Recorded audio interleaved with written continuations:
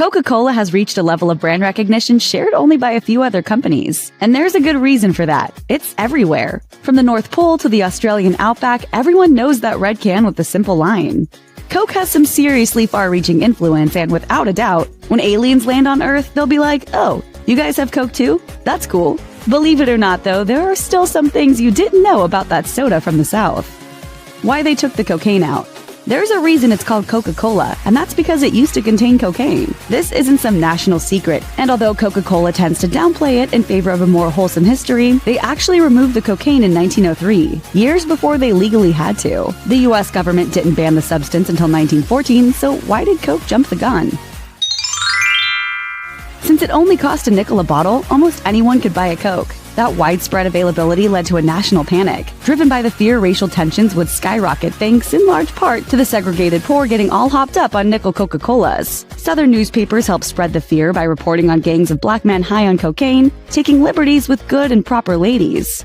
And that's just not good PR. There is still Coca in Coke today, and while it's harmless without the Eco-9 alkaloid, it's still pretty impressive that in 2003, Coke's super secretive chemical processing facility, Stepan, imported enough coca to make more than $200 million in cocaine. The illicit extract is kept in a heavily guarded facility and known simply as merchandise number 5. Okay, I'm gonna get your money for you.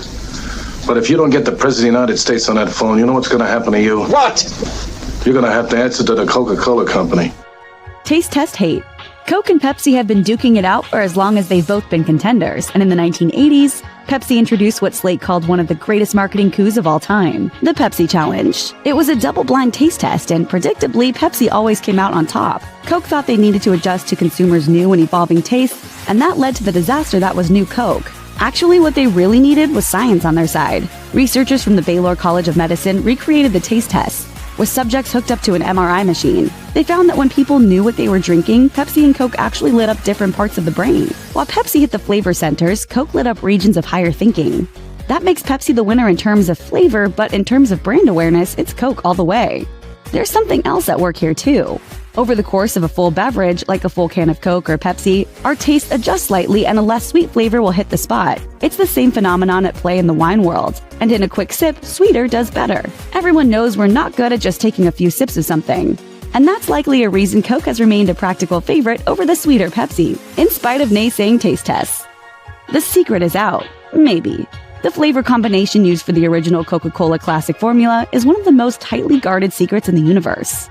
Dr. John Pemberton developed the unique flavor Coke calls Merchandise 7X, and legend says half is known by one person, the other half by someone else, and the two will never travel together to guarantee the flavor can live on forever. For more than 100 years, the people who make Coca-Cola have guarded their super secret formula. Only 2 guys in the world know it. Of course, that's impractical bunk, but the 7X secret is still a mystery. Or it was. Maybe. In 1979, a photo accompanying an Atlanta Journal-Constitution story on Coke hid a tiny detail. Perhaps the 7X formula in the hand of Pemberton himself. So what's the formula?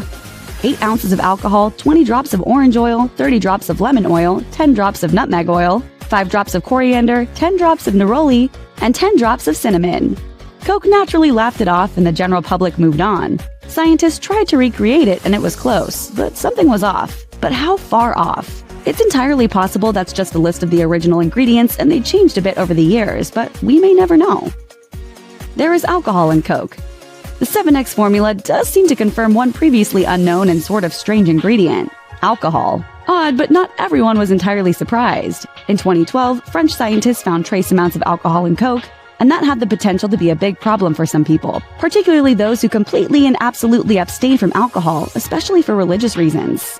Islam forbids alcohol, but Coke insists it is naturally occurring. Since they don't add alcohol to their soda, the argument goes, the soda is in acceptance with Islamic law and suitable for consumption, but it's not halal. It's also worth noting that the alleged 7X combination only uses a few ounces for gallons of syrup, so the trace amounts would be, well, pretty trace. The super exclusive international flavors. Even the Coca-Cola Freestyle machine, with its dizzying array of potential flavor combinations, doesn't feature every flavor Coke has to offer, as some flavors are available exclusively in certain countries. In India, Coca-Cola owns a soda called Thumbs Up, and it's mostly like Coke in other countries, but with a spicy kick.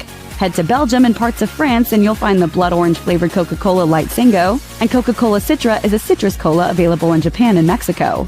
Across Central and Southern Africa, they're huge fans of Sparletta, a sort of cream soda. Sounds odd? It's all down to what you're familiar with.